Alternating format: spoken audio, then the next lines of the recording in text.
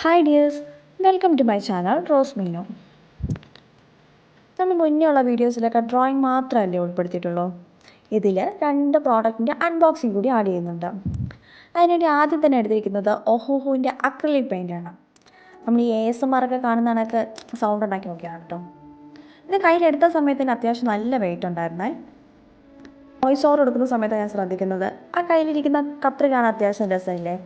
ഇത് പണ്ടൊരു ഇൻസ്ട്രുമെൻറ്റ് ബോക്സിനകത്തിരുന്ന് കിട്ടിയതാണ്. അന്ന് പക്ഷെ അത് യൂസ് ചെയ്തിട്ടൊന്നും ഉണ്ടായിരുന്നില്ല. പക്ഷേ ഇന്നതപ്പോൾ കണ്ടപ്പോൾ കുറച്ച് ക്യൂട്ടായിട്ട് തോന്നി. ഇതിൻ്റെ മേലിൽ തന്നെ മൊത്തം 24 ഷെയ്ഡ്സ് ഉണ്ടെന്ന് എഴുതിയിട്ടുണ്ട് കേട്ടോ. അതുപോലെ തന്നെ 14 വയസ്സിന് മേലെയുള്ള ആളുകളെ ഇത് യൂസ് ചെയ്യാവുന്ന ഏജ് റെസ്ട്രിക്റ്റ് ചെയ്തിട്ടുണ്ട്. പിന്നെ ഓപ്പണിങ് എവിടെയാണെന്നറിയാതെ ഞാൻ നോക്കിക്കൊണ്ടിരിക്കുക. ആദ്യം തന്നെ അതിൻ്റെ ബാക്ക് സൈഡാണ് ഞാൻ തുറക്കാൻ നോക്കുന്നത്.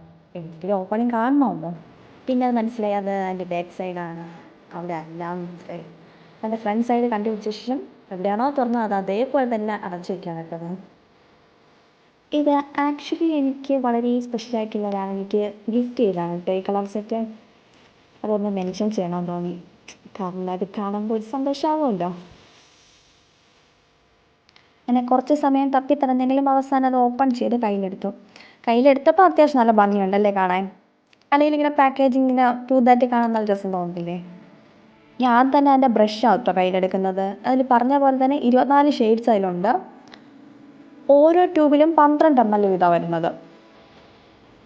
ഇനി അത് ഓരോന്ന് എടുത്തു നോക്കാനാണ്. എടുത്തു നോക്കാൻ അത് ഒന്ന് ഫിറ്റായിരിക്കുന്നതാണ് കാട്ടിയിരിക്കുന്നത്. അങ്ങനെ അവസാനം ഒന്ന് കയ്യിൽ കിട്ടി.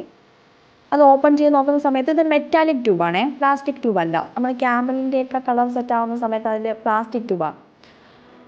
പക്ഷേ ഇത് മെറ്റാലിക് ട്യൂബാണ്. ജസ്റ്റ് ഒന്ന് ഞാൻ എല്ലാ കളേഴ്സും ഒന്ന് ടച്ച് ചെയ്ത് നോക്കിയതാണ്. രസമില്ലേ കാണാൻ ഇങ്ങനെ. അതിനുശേഷം ആ ബ്രഷസ് നോക്കുകയാണ്. നമുക്ക് കളർ സെറ്റ് എടുക്കുന്ന സമയത്ത് അതിൻ്റെ വളരെ ഇമ്പോർട്ടൻ്റ് ആയിട്ടുള്ള സംഗതിയാണ് അതിൻ്റെ ബ്രഷസ്. അങ്ങനെ ഞാൻ അത് ഓപ്പൺ ചെയ്ത് ഓരോ ബ്രഷ് നോക്കുകയാണ്. അതിനകത്ത് മൊത്തം 6 ബ്രഷാട്ടോ വരുന്നത്. ഇതിൽ അത്യാവശ്യം നല്ല ബ്രഷ് തന്നെയാണ്. ഞാൻ വേണ്ടി ഓരോന്നും കയ്യിൽ ഇങ്ങനെ ടച്ച് ചെയ്ത് നോക്കുമായിരുന്നു. നമുക്ക് ചില ബ്രഷ് കാണിക്കുന്ന സമയത്ത് അതിൻ്റെ ഹെയർസ് കുറച്ച് റഫായിരിക്കും. അപ്പോൾ നമുക്ക് വരയ്ക്കുന്ന സമയത്ത് ഒട്ടും ഒരു രസം ഉണ്ടാകത്തില്ല. പക്ഷേ ഇതെന്ന് പറയുന്നത് നല്ല സ്മൂത്തായിട്ടുള്ള ബ്രഷാണ്. ബ്രഷ് സ്ട്രോക്കും എല്ലാം നല്ല അത്യാവശ്യം ക്വാളിറ്റി ഉള്ളൊരു ബ്രഷാണ് കേട്ടോ. സിന്തറ്റിക് ബ്രഷാണ്. ഞാൻ അതിൻ്റെ ഓരോന്നും കയ്യിലെടുത്ത് വെച്ച് നോക്കുവാണ്. ഇതിനകത്ത് 2 റൗണ്ട് ബ്രഷും 4 ഫ്ലാറ്റ് ബ്രഷാണ് ഉണ്ടായിരുന്നത്. അപ്പോൾ ഞാൻ നോക്കുന്ന സമയത്ത് ഇതിൽ പോയിൻറ്റ് ബ്രഷ് ഇല്ലല്ലോ എന്ന് ആലോചിച്ചപ്പോഴാണ് അതിനകത്ത് അവസാനം ഒരു ബ്രഷുണ്ട്. ഫ്ലാറ്റാണ്, എന്നാലും ഒരു സ്ലാൻറ്റഡ് ആയിട്ടുള്ള ബ്രഷ്. അപ്പോൾ അതൊന്ന് സൈഡ് ചരിച്ച് പിടിക്കുന്ന സമയത്ത് നമുക്കത് പോയിൻറ്റ് ബ്രഷായിട്ട് ഉപയോഗിക്കാൻ പറ്റും. പല സൈസിലുള്ള ബ്രഷാണ്. റൗണ്ട് ബ്രഷാണെങ്കിലും ഒന്നൊരു ചെറുതും ഒന്നൊരു ഇച്ചിരി വലുതും. അതുപോലെ തന്നെ ഫ്ലാറ്റ് ബ്രഷിൽ ഇച്ചിരി വലിയൊരു ബ്രഷുണ്ട്, ഒരു മീഡിയം സൈസ് ഒരെണ്ണമുണ്ട്, പിന്നെ വേറെ ഒരെണ്ണമാണ് ഈ സ്ലാൻറ്റഡ് ആയിട്ടുള്ള ബ്രഷ്. അപ്പം വീണ്ടും ഒരു ഫ്ലാറ്റ് ബ്രഷ് ഉണ്ട് കേട്ടോ. മൊത്തം 6 ഉണ്ട്. അപ്പോൾ അതൊക്കെ നോക്കി അത്യാവശ്യം ക്വാളിറ്റി ഉള്ളതാണ്. യൂസ് ചെയ്തിട്ട് എങ്ങനെയുള്ളതെന്ന് അതിൽ ആഡ് ചെയ്തേക്കാം കേട്ടോ. പിന്നെ ഒരെണ്ണം കൂടെ അൺബോക്സ് ചെയ്യാനുണ്ടായിരുന്നു. ഇത് ഒരു ഡ്രോയിങ് ബുക്കിൻ്റെ സെറ്റാണ്. ഇത് ഞാൻ ആക്ച്വലി മീഷോയിൽ നിന്നാണ് മേടിച്ചത്.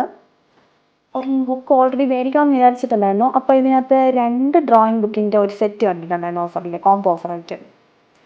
അങ്ങനെ അത് കണ്ടപ്പോൾ എൻ്റെ റിവ്യൂസ് നോക്കിയപ്പോൾ എല്ലാവരും അത്യാവശ്യം നല്ല കമൻസാണ് കൊടുത്തിരിക്കുന്നത്. അങ്ങനെ മേടിച്ച് നോക്കിയതാണ്. രണ്ടും ഒരേപോലത്തെ ബുക്ക് തന്നെയാണ് കേട്ടോ. ഇത് നോക്കിയപ്പോൾ സൈസ് നമ്മൾ ഒരു കൈയിനേക്കാളും കുറച്ചും കൂടെ ഉള്ളൂ. പക്ഷേ അത്യാവശ്യം ഡ്രോയിങ്ങിന് ഇതിൻ്റെ ആവശ്യമല്ലേ ഉള്ളൂ. രണ്ടും ഒരേപോലത്തെ ബുക്ക് തന്നെയാണ്. ഞാൻ കിട്ടിയ പടങ്ങി അത് ഓരോന്നൊക്കെ മറിച്ചൊക്കെ നോക്കി അതെങ്ങനെയുണ്ട്. അത്യാവശ്യം ക്വാളിറ്റി ഉള്ള പേപ്പേഴ്സ് തന്നെയാണ്. അത്യാവശ്യം തിക്നെസ്സും ഉണ്ട് ഓരോ ഷീറ്റിനും. അങ്ങനെ ടോട്ടൽ 50 ഷീറ്റ്സാണ് ഒരു ബുക്കിൽ വരുന്നത്. അത്യാവശ്യം മൊത്തത്തിൽ കാണാനാണെന്നുണ്ടെങ്കിലും ഒരു അത്യാവശ്യം കട്ടിയുള്ളൊരു ബുക്ക് തന്നെയാണ്. ഇതിൻ്റെ സെയിം തന്നെയാണ് മറ്റത്. രണ്ടിലും 50 ഷീറ്റ്സ് വീതം തന്നെയാണ് വരുന്നത്. ഇതിന് മീഷോയിൽ ഇപ്പോഴും ഉണ്ടെന്ന് തോന്നുന്നു കേട്ടോ, നോക്കിയാൽ മതിയാവും. ഇത് ഞാൻ മേടിച്ച സമയത്ത് 150 എന്ന് പറയുന്ന റേറ്റ് ഉണ്ടായിരുന്നത്. അതിനുശേഷം ഓഫറിൽ 130 കിട്ടിയത്. ഓക്കെ, നമുക്ക് ഇപ്പോൾ ബുക്കുമായി കളറുമായി. ഇനി നമുക്കൊന്ന് ടെസ്റ്റ് ചെയ്ത് നോക്കണമല്ലോ. അപ്പോൾ അതിന് വേണ്ടി ഐശ്വര്യമായിട്ട് എന്ത് വരയ്ക്കുമെന്ന് ആലോചിച്ചപ്പോൾ നമുക്കൊരു ഗണപതിനെ വരയ്ക്കാമെന്ന് വിചാരിച്ചു. അപ്പോൾ ഒരു ഫുൾ ലെങ്തിലുള്ള ഗണപതിയെ വരയ്ക്കുകയാണെന്നുണ്ടെങ്കിൽ അത് കുറേ സമയം എടുക്കും, അത് കുറച്ചധികം സമയം എടുക്കും. അപ്പോൾ സിമ്പിളായിട്ട് വരയ്ക്കാൻ പറ്റുന്ന എന്തുണ്ടെന്ന് നോക്കിയപ്പോൾ നമ്മൾ ഈ ഓം എഴുതിയിട്ട് സിമ്പിൾസ് വെച്ച് വരയ്ക്കുന്ന ഗണപതിയില്ലേ, അപ്പോൾ നല്ല ഭംഗിയുമുണ്ട്, പക്ഷേ കുറച്ച് എളുപ്പത്തിൽ വരച്ച് തീരുകയും ചെയ്യും. അങ്ങനെ അതൊരെണ്ണം ചൂസ് ചെയ്തിട്ട് അതാണ് കേട്ടോ വരയ്ക്കുന്നത്. ഞാൻ ഇത് ആദ്യം തന്നെ പെൻസിൽ ഉപയോഗിച്ചൊന്ന് മാർക്ക് ചെയ്ത് കൊടുക്കുന്നുണ്ട്. ഞാൻ മുന്നേ ഉള്ള വീഡിയോസിലൊക്കെ തന്നെ ഈ പെൻസിൽ വെച്ച് മാർക്ക് ചെയ്യുന്നത് വീഡിയോയിൽ അത്ര വിസിബിൾ അല്ല, അതെനിക്കറിയാം. പക്ഷേ ആദ്യം വരയ്ക്കുന്ന കാണുന്നതല്ലേ ഒരു രസമുള്ളത്, എനിക്ക് അങ്ങനെയാണ് കേട്ടോ. അതുകൊണ്ട് ഞാൻ അതുകൂടെ ആഡ് ചെയ്യുന്നതേ ഉള്ളൂ.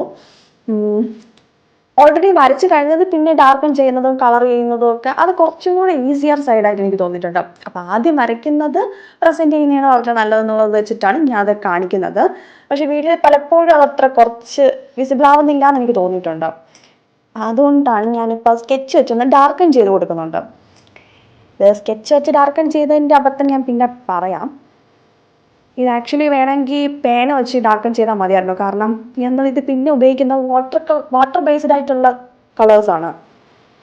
അപ്പോൾ ഇങ്ങനെ പെൻസിൽ വെച്ച് ആദ്യം മാർക്ക് ചെയ്യുന്നത് വീഡിയോയിൽ കാണിക്കുന്നത് നല്ലതാണോ അതോ സ്കിപ്പ് ചെയ്യണോ, എന്താണ് അഭിപ്രായം എന്നുള്ളതൊന്ന് കമൻറ്റ് ചെയ്തേക്കണേ.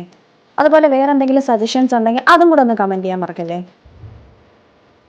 അപ്പോൾ നേരത്തെ കാണിച്ച വാട്ടർ ബേസ്ഡ് ആയിട്ടുള്ള അക്രിലിക് കളറാണ് ഞാൻ ഇപ്പോൾ കളർ ചെയ്യാൻ എടുത്തേക്കുന്നത്.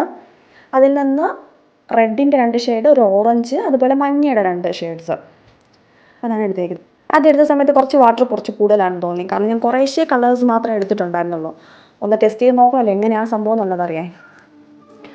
റെഡിൻ്റെ ഷെയ്ഡിൽ നിന്ന് യെല്ലോയിലോട്ട് ഒന്ന് ബ്ലെൻഡ് ചെയ്തെടുക്കാനാണ് കേട്ടോ നോക്കുന്നത്.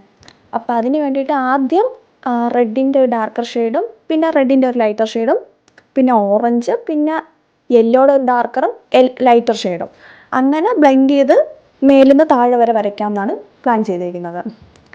ഈ റെഡും യെല്ലോ എന്നൊക്കെ പറയുന്നത് അത്യാവശ്യം നല്ലൊരു കോമ്പിനേഷനാണല്ലോ. അപ്പോൾ അതുകൊണ്ട് അതെടുത്തുന്നേ ഉള്ളൂ.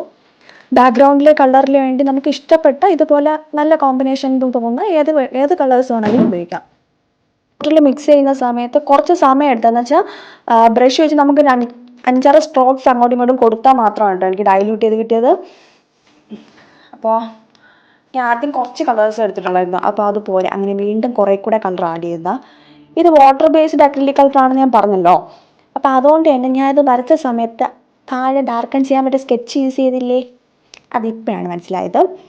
ഇത് വാട്ടർ ബേസ്ഡ് ആയതുകൊണ്ട് തന്നെ അത് കളർ ചെയ്യുന്ന സമയത്ത് ഈ സ്കെച്ചിൻ്റെ മഷി കുറച്ച് അങ്ങോട്ടും ഇങ്ങോട്ടും പടരുന്നുണ്ടായിരുന്നു.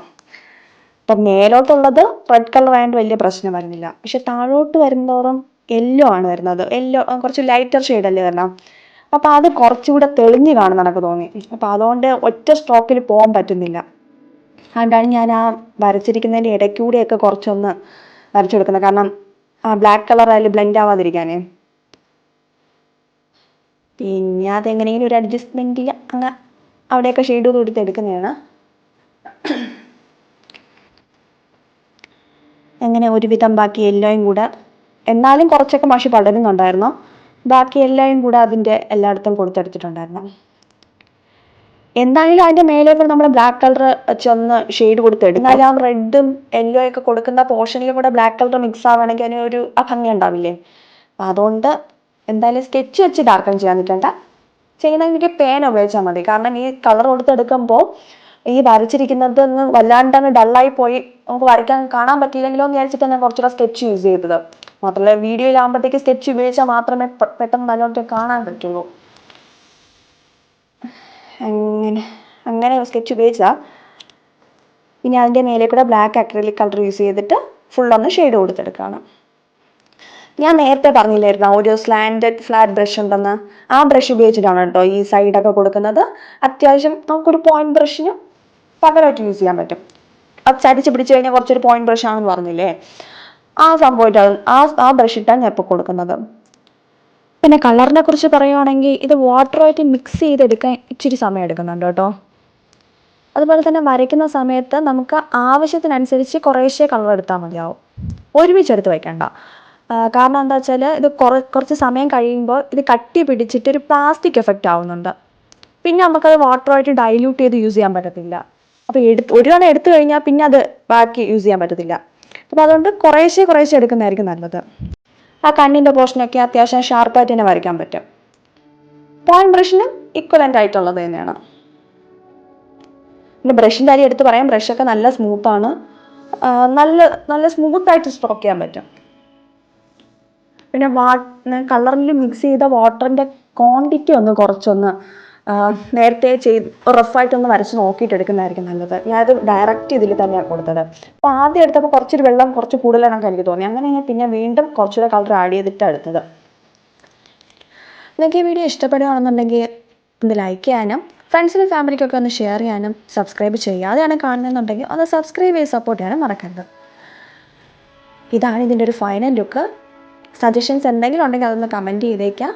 നമുക്ക് നല്ലൊരു വീഡിയോ വീണ്ടും കാണാം. ബൈ.